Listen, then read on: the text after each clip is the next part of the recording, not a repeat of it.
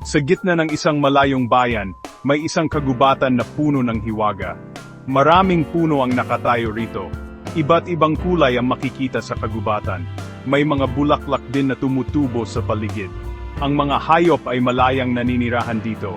Ang kagubatan ay tunay na mahiwaga. Sa gitna ng kagubatan ay may isang malaking puno. Matanda na ang punong ito. Malalapad ang kanyang mga ugat. Maraming dahon ang makikita sa kanyang mga sanga. Ang punong ito ay si Lantik. Si Lantik ay kakaiba sa lahat ng puno sa kagubatan. Si Lantik ay hindi isang ordinaryong puno. Siya ay dating isang prinsipe. Isang makapangyarihang diwata ang sumumpa sa kanya.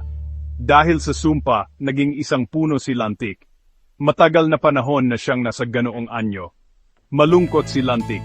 Hindi na niya maalala ang kanyang nakaraan. Hindi niya alam kung bakit siya naging puno.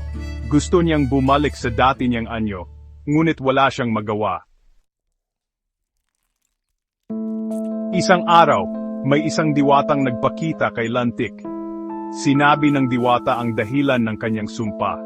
Masyado raw mapagmataas si Lantik noong siya ay prinsipe pa lamang. Hindi niya raw pinapansin ang mga taong nangailangan. Kaya naman, ginawa siyang puno ng diwata.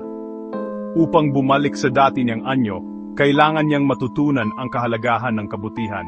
Kailangan niyang tumulong sa iba nang walang hinihinging kapalit. Kailangan niyang magbago. Isang araw may isang batang babae ang napadpad sa kagubatan. Ang pangalan niya ay Lina. Mahilig magbasa si Lina. Marami siyang kwentong alam. Pangarap niyang maging isang manunulat. Nang makita ni Lina si Lantik, humanga siya sa laki nito. Lumapit siya sa puno at umupo sa ilalim ng malalapad nitong dahon.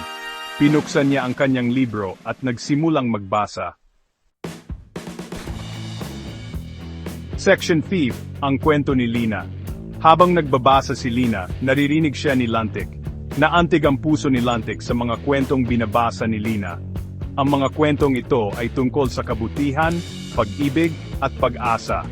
Nainggit si Lantik kay Lina. Gusto rin niyang magbahagi ng kanyang sariling kwento.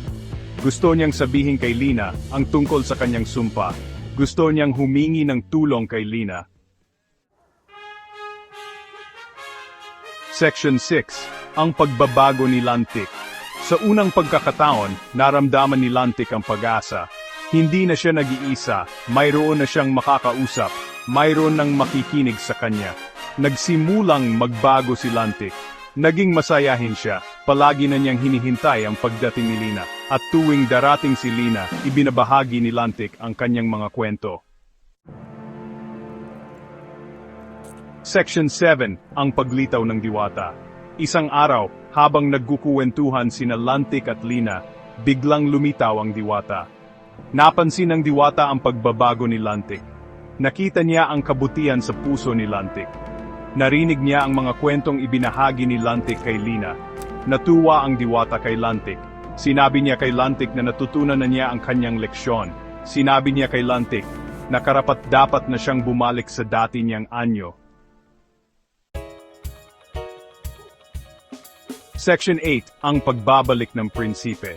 Sa isang iglap, nagliwanag ang buong kagubatan. Nagliwanag din ang katawan ni Lantik. Unti-unting nawala ang kanyang anyong puno. At sa isang kisap mata, bumalik si Lantik sa pagiging isang prinsipe. Nagpasalamat si Lantik sa diwata. Nagpasalamat din siya kay Lina. Dahil kay Lina, natutunan niya ang kahalagahan ng kabutihan. Dahil kay Lina, bumalik siya sa dati niyang anyo.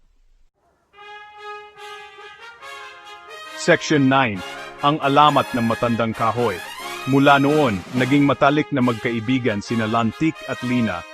Ibinahagi nila sa lahat ang kwento ng sumpa at pagbabago. Ang kwento ni Lantik ay naging isang alamat. Ang alamat ng matandang kahoy ay nagpapaalala sa atin na mahalaga ang kabutihan. Ang pagtulong sa kapwa ay nagdudulot ng tunay na kaligayahan. At ang kapangyarihan ng kwento ay walang hanggan.